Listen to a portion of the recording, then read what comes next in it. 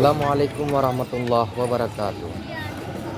Kemenak Aceh Timur, Haji Salamina SAGMA didampingi Kasih Pendidikan Madrasah Saiful Bahri SPD MPD hadir dalam acara sosialisasi implementasi program transisi PAUD RA dalam Satuan Pendidikan Dasar MI SD di Kabupaten Aceh Timur, Rabu 6 Maret 2024.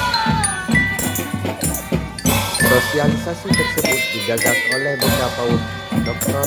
Maizarniawati Mahyudin bersama Cik Variana Dewi SI.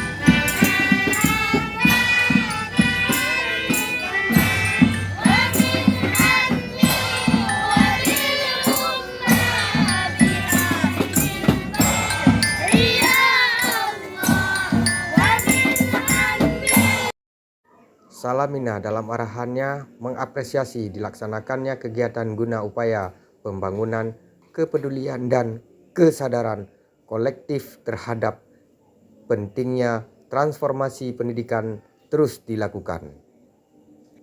Lanjut, Dr. Maizarniawati Mahyudin, Bunda PAUD, menyampaikan diperlunya sinergitas dan kolaborasi lintas sektor agar gerakan transisi PAUD ke MI SD yang menyenangkan dapat dilakukan secara masif, ujarnya. Acara tersebut berlangsung di Min 4 Aceh Timur.